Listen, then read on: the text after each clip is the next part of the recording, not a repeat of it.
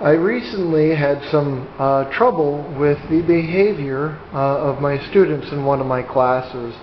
One of the students liked to talk, and I did not know what she was saying, and my co-teacher was very tolerant of letting this student speak, and said that the student would frequently make arguments, although they were arguing about silly things, and they liked the attention of other students listening to them.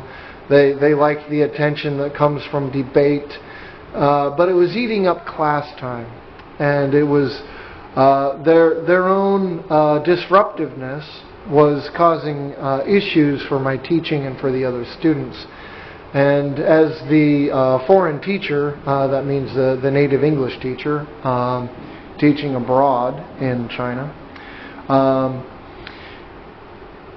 I should have taken initiative to step in, and I should have been enforcing a rule that's used in very, very low level classes, and that rule is no Chinese. And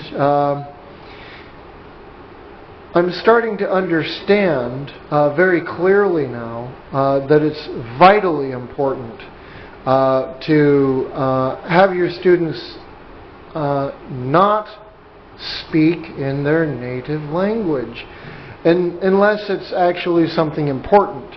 And so if it's important, you can tolerate it. If it's not important, that's when you break out the rule, no Chinese. Don't take that rule away, and don't throw that rule away just because your students are getting older and becoming more advanced.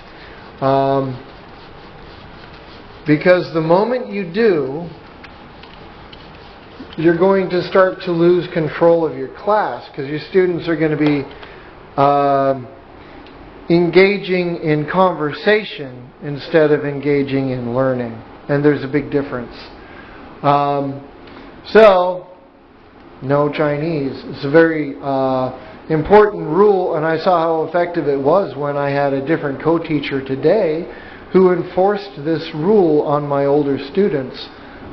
Every time they started to talk too much, if they are talking too much, chances are it's not in a foreign language they're using to talk too much. It's going to be their native language, the language that's comfortable, the language where they have the ability to talk too much. If you say no Chinese, you're taking away their ability to talk too much. You take away their ability to talk too much, you're taking away their ability to disrupt and their ability to mess up your class, essentially.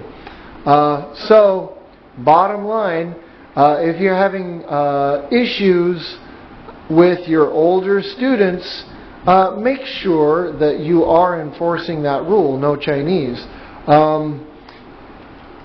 Because enforcing that rule affects their ability to talk too much and to be highly disruptive, they will be much, much less disruptive. They're going to be way less disruptive if they have to say things in the language that you're teaching as a teacher. So I'm an English teacher. I want my students to use English. And you can also provide some structure to your students. You can tell them, okay, if you want to ask a question, then here is some sentence patterns you can use. You can say, what does that mean? You can say, teacher, I don't understand. You can say, teacher, please translate. I don't understand. You can say, I don't understand this. And maybe you can invite them to point or touch or say something, repeat, I don't understand this, and then they show you what they don't understand.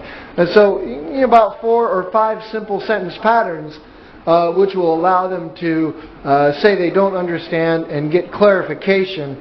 They can get their clarification, but they can't start to have elaborate, crazy, weird arguments or get hypothetical and philosophical when they're supposed to be sitting down and learning the content that you have provided. End of video.